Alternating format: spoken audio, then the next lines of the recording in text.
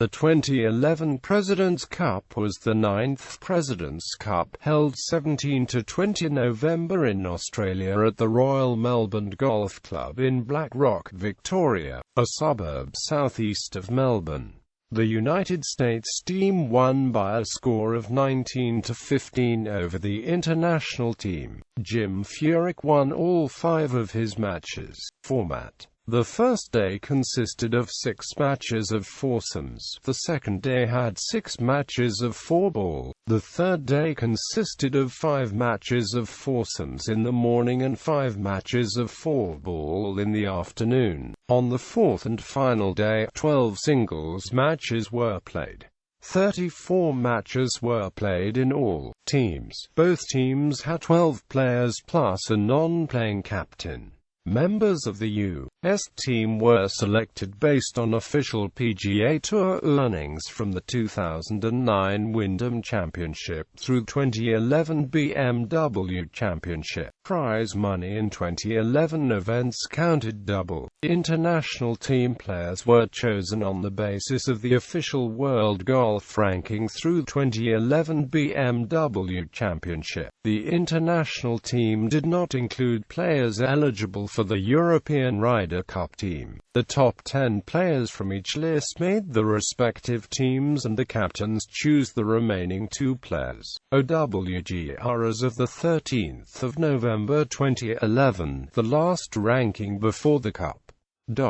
Team: International Team United States. Thursday's foursome matches. Greg Norman selected his first pair and Fred Couples selected his pair to play against them. For the second match, Couples made the first selection, Norman the second.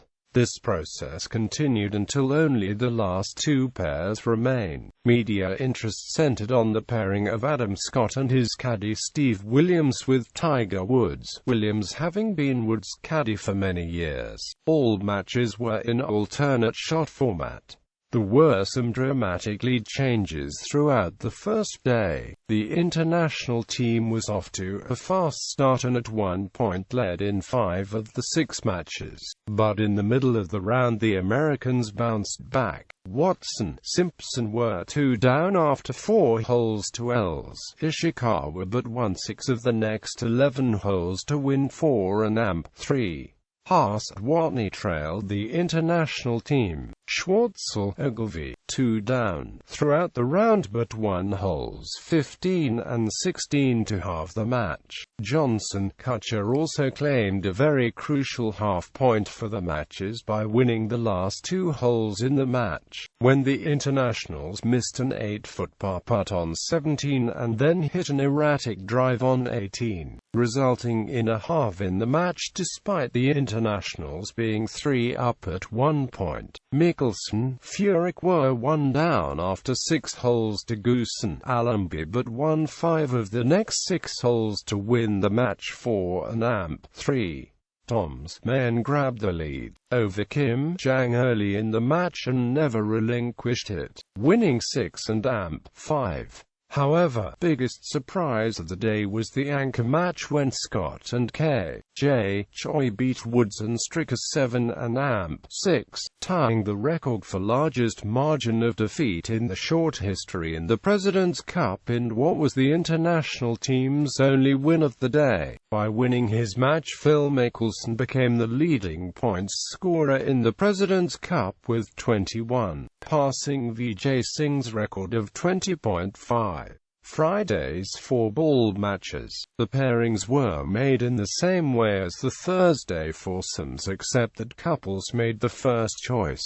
All matches were in fourball format. Tee times were brought forward by 2 hours because of the threat of storms later in the day. The first match started at 9:35 a.m. a local time. The course played very difficult due to the firm greens and the very blustery conditions, which were much different than the calm conditions on Thursday. Very few birdies were made and a lot of times holes were won with pars. Unlike the first day, there were no dramatic changes in lead, as almost all matches in which one side got a lead on maintained the lead throughout the match. The exception was the Woods-Johnson match, in which they grabbed an early 1-up lead but squandered it and eventually badly. Day 1. Woods-Johnson played better than the international team badly, 80 to green, but the internationals were able to keep pace with the stellar short game. The internationals dodged a major bullet on the first hole when they made a 10-foot par putt and then Woods missed a 6-foot birdie. The Americans took the lead with a 25-foot birdie putt on the fourth but squandered it with a bogey on the eighth. Then Day badly took the lead for good on 13 with a 20-foot birdie putt. They dodged a few more bullets when Woods' 70-foot eagle putt on 15 missed by a few inches. Johnson's inability to convert his 6-foot birdie putt on 16, and when Woods' chip shot on 18 missed by a few inches. By the end of Day 2, K.J. Choi was the only international team member with 2 points. But the more shocking development was that Tiger Woods was the only player in the American team with no points.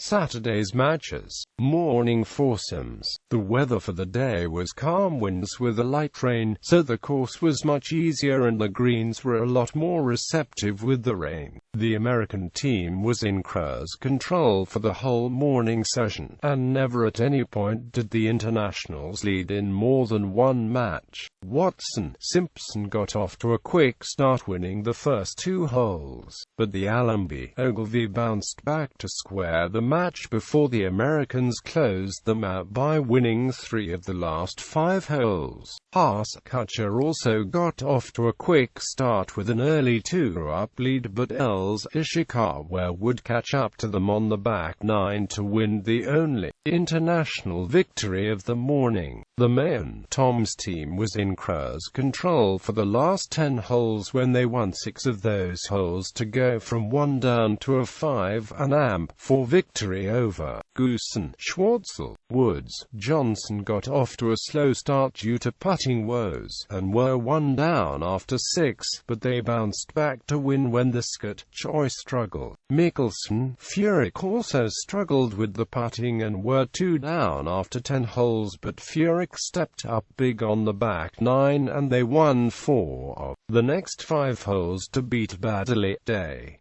Afternoon 4-ball. The internationals got off to a very good start in the 4-ball session. The Watson-Simpson team, despite a perfect 3-0 record, struggled this session and were unable to make many birdies and lost to Goosen, Schwartzel 2-amp 1. Woods-Johnson once again struggled with their putting and never led in the match against Kim Jang. It looked like the Americans were going to lead the match when Woods found the green in 2 on the par 5 15th, but he 3-putted from 70 feet, and Woods had 2 more birdie opportunities on 17 and 18 to square the match but missed both. Both Stricker, Kutcher and Ogilvy Choi played very consistently in the match, halving 15 of the 18 holes. Stricker, Kutcher got an early lead, but Ogilvy Choi won 2 holes from then to win the match. 1. Both men, Haas and Furyk, Watney, were in control for the matches most of the time and won the matches by a small margin. Sunday's singles matches. The internationals got off to the start they wanted in effort for a miraculous comeback by winning the first 4 matches. Underdog Kim got off to a fast start, and was 3-up over Simpson after 9 holes.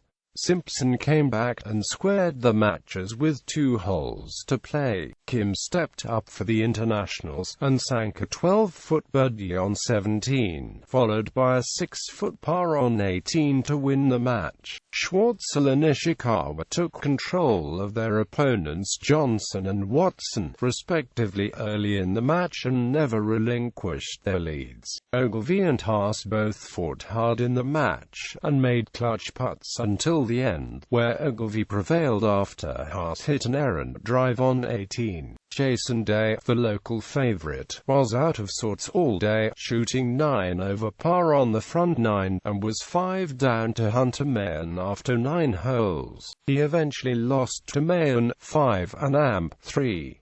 Watney won his match against Choi through consistent play. Mickelson, who was 3-0 prior to the Sunday singles, and had played exceptionally well with his teammate Furyk the first 3 days, struggled out of the gate, making bogeys on the first 5 holes to go 4 down to Adam Scott. Scott maintained his 4-up lead, but Mickelson rebounded by winning holes 15 and 16 with birdies. Mickelson nearly made his 12-foot birdie on 17 to extend the match, but Scott prevailed when Mickelson missed the putt. Goosen, who was a very low-key player for the international team all week, quietly grabbed his 3rd point for the internationals with the win over Kuchar. Goosen was 3 up after 11 holes, but Kuchar won 3 holes in a row to square the match. He took the lead for good when Kuchar missed a 12-foot par putt on 16, and held on to win the match. Captain Couples put President's Cup veterans Furyk, Toms, Woods, and Stricker in the last 4 matches, and his decision paid off as all 4 of the Americans won the matches. Furyk played solidly all day, winning his match over Els to earn a perfect 5-0 record for the week. Allenby, a controversial captain's pick for the internationals, struggled all week, and continued again in his match against Toms, losing 7-5. Allenby was the only player from both teams to earn no points all week. Woods, who struggled with his putting in his matches the first 3 days, putted lights out in his match against Baddeley, shooting 5 under par in his 15 holes, the best out of anyone, and won 4 and 3 to clinch the winning point for the Americans.